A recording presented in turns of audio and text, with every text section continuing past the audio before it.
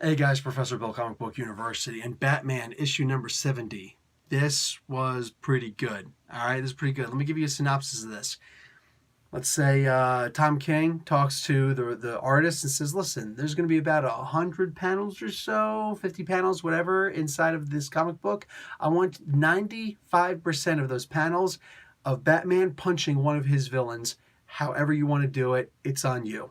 And then Dante Alighieri's Divine Comedy, in Dante's Inferno. Basically, there's that really cool line quoted in here, along with everything leading up to it, and that's your book.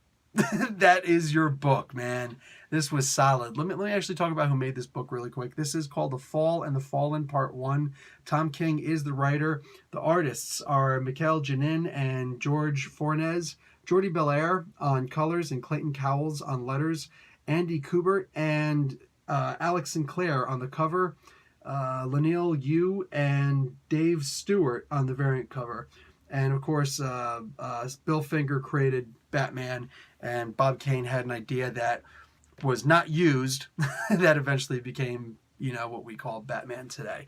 So anyway, yeah, like I gave it to you like it is, man. Batman's just, he gets up and he's pissed, and I was a little bit bothered that he beat up on Freeze quite so bad, because didn't he just get finished wrongfully beating up on Freeze?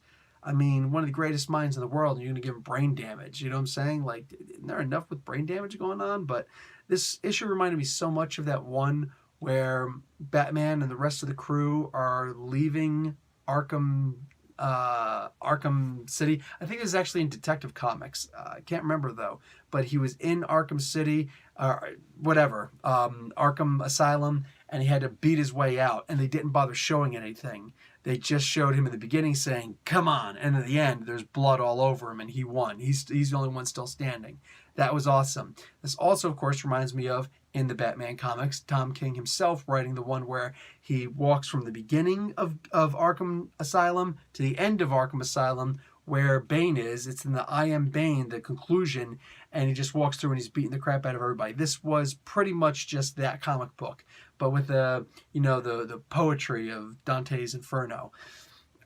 Is that a bad thing? No, because I think every so often we're going to need this senseless, mindless violence, and that's exactly what we got. I'm not complaining about this in the slightest bit. What's the least favorite part that I have about this comic book? It's a hard one to really guess on. Like, I'm just trying to make things up. If I'm really trying hard to say something, I'm just making things up. For the most part, this book was just plain senseless violence, and it was rewarding. It was very satisfactory seeing Batman just get up.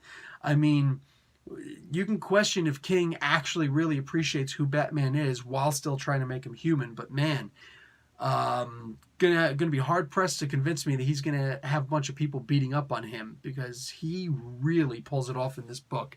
Fantastic. I enjoyed this one. All right, guys. City of Bane coming up in issue number 75, and don't forget the what's that one book? DC Villains. For crying out loud, it's right here. The Year of the Villain. Don't forget this one. It's kind of important. You're going to see one of the members of the Bat family is about to become a bad guy, it seems. Which one? Professor Bill, Comic Book University. Class dismissed.